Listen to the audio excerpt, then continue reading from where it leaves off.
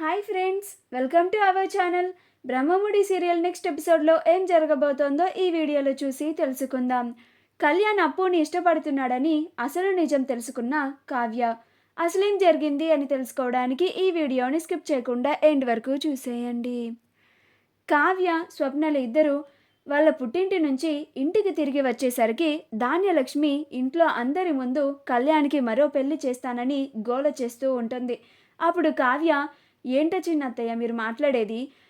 కవి గారికి మరో పెళ్ళ? ఆయన మానసిక పరిస్థితి అస్సలు బాగోలేదు. అసలు మీరు ఇలాంటి కఠినమైన నిర్ణయాన్ని ఎలా తీసుకున్నారు? అసలు మీరు కవి గారి పరిస్థితిని దృష్టిలో పెట్టుకొని ఇలాంటి నిర్ణయాన్ని తీసుకున్నారా అని అంటుంది. అప్పుడు ధాన్యలక్ష్మి, నేను కళ్యాణ్కి రెండో పెళ్లి చేస్తానంటే నీకేంటి నీ ప్లాన్ వర్కౌట్ అవ్వదనా అని అంటుంది. అప్పుడు కావ్య, ప్లాన్ ఏంటి చిన్నత్తయ్య గారు? ఏం మాట్లాడుతున్నారు మీరు? నాకు అసలేం అర్థం కావడం లేదు అని అంటుంది. అప్పుడు ధాన్యలక్ష్మి, ఇప్పుడు ఎలాగో కళ్యాణ్కి విడాకులు వచ్చేసాయి కాబట్టి నీ చెల్లి అప్పునిచ్చి కళ్యాణ్కి పెళ్లి చేద్దామని అనుకుంటున్నావా అని అంటుంది. అప్పుడు కావ్య, నేనెందుకు అలా అనుకుంటాను? నేనేమన్నా మీకు చెప్పానా అని అంటుంది. అసలు మీరు అలా ఎలా అనుకుంటారు చిన్నత్తయ్య అని అంటుంది.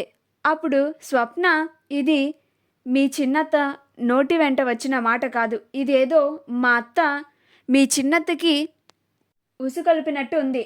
ఇలాంటి దరిద్రపు బుద్ధి మా అత్తకి తప్ప ఈ ఇంట్లో ఎవ్వరికీ లేదు అని అంటుంది. అప్పుడు రుద్రాని, స్వప్న నన్నంటావేంటి అని అంటుంది. అప్పుడు స్వప్న, మరి మిమ్మల్నే అంటాను. ఏ ఒప్పుకోరా? కాదంటారా? ఇలాంటి దరిద్రపు బుద్ధి ఈ ఇంట్లో మీకే ఉంది అని అంటుంది. అప్పుడు రాహుల్, స్వప్న షటప్ అని అంటాడు. అప్పుడు స్వప్న, నువ్వు నోరు మూసుకో రాహుల్, నువ్వు కూడా మీ అమ్మలాగానే, నువ్వేం తక్కువ కాదు అని అంటుంది. అప్పుడు ప్రకాశం, ధాన్యం, నువ్వు చేసే పని నాకు అస్సలేం నచ్చడం లేదు. నాకు ముందుగా ఒక్క మాట కూడా చెప్పలేదు. పైగా కళ్యాణ్ ఎలాంటి పరిస్థితుల్లో ఉన్నాడో తెలిసి కూడా మంచి సంబంధం వచ్చింది, నేను వాడికి రెండో పెళ్లి చేస్తాను అంటే నేను చూస్తూ ఊరుకోను. నీ పైన వాడికి మా అమ్మ అని కొద్దో గొప్ప నువ్వింత చేసినా కానీ విలువ ఉంది. ఉన్న ఆ విలువ కూడా ఇలాంటి పనులు చేసి పోగొట్టుకోకు అని అంటాడు. అప్పుడు ధాన్యలక్ష్మి, అంటే మీరేమంటున్నారండి అని అంటుంది. అప్పుడు ప్రకాశం, మరి నువ్వు చేస్తున్న పనేంటి ధాన్యం అని అంటాడు.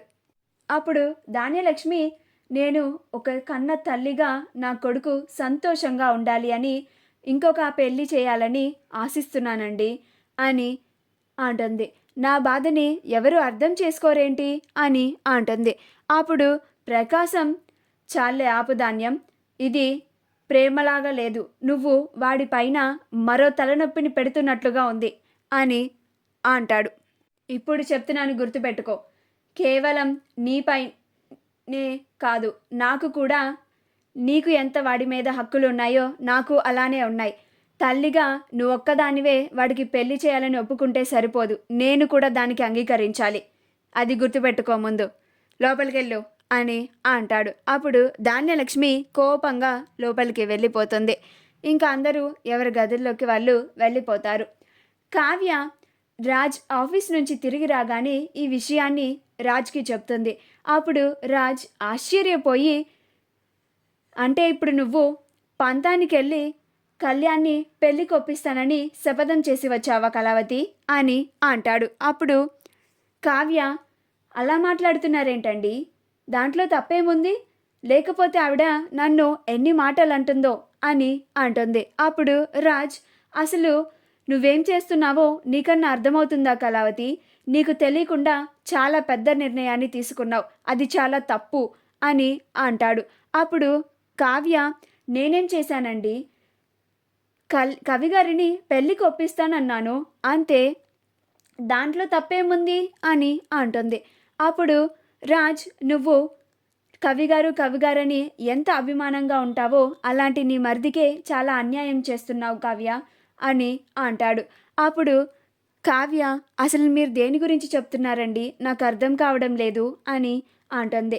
అప్పుడు రాజ్ ఎందుకంటే కళ్యాణ్ మనసులో అప్పు ఉంది కాబట్టి అని అంటాడు. అప్పుడు కావ్య ఆ మాట వినగానే ఏం మాట్లాడుతున్నారండి మీరు, అసలు కవి గారికి అప్పు పైన అలాంటి ఉద్దేశమే లేదు కదా, వాళ్ళిద్దరూ మంచి స్నేహితులు అంతే కదా అని అంటుంది. అప్పుడు రాజ్ లేదు కళావతి, కళ్యాణ్ మనసులో అప్పు ఉంది అని అంటాడు. అప్పుడు కావ్య అంత గట్టిగా అలా ఎలా చెప్తున్నారండి అని అంటుంది. అప్పుడు రాజ్ ఎందుకంటే వాడి మనసులో ఉన్న భావాలని ఒక పేపర్ మీద రాసి చించి అవతల పడేశాడు. అది నేను తీసుకొని చదివాను. పైగా అప్పుకి ఇలా పెళ్లి చూపులు అంటే అనగానే వాడి మొహంలో ఉన్న కళ కూడా పోయింది. వాడు చాలా బాధపడుతున్నాడు. అప్పు వాడికి దూరం అయిపోతుందని చాలా వాడిలో వాడే కుమిలిపోతున్నాడు.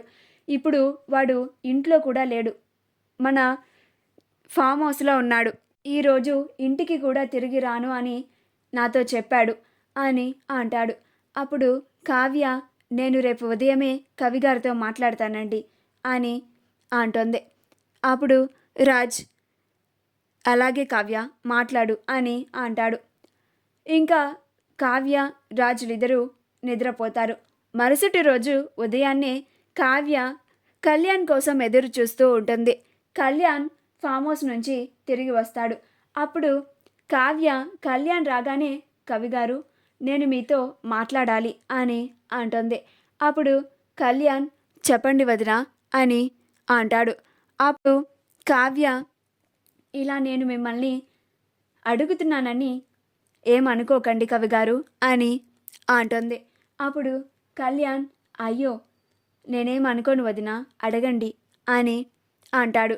అప్పుడు కావ్య మీరు అప్పుని ప్రేమిస్తున్నారా కవిగారు అని అంటుంది. అప్పుడు కళ్యాణ్ ఆ మాట వినగానే ఆశ్చర్యపోతాడు.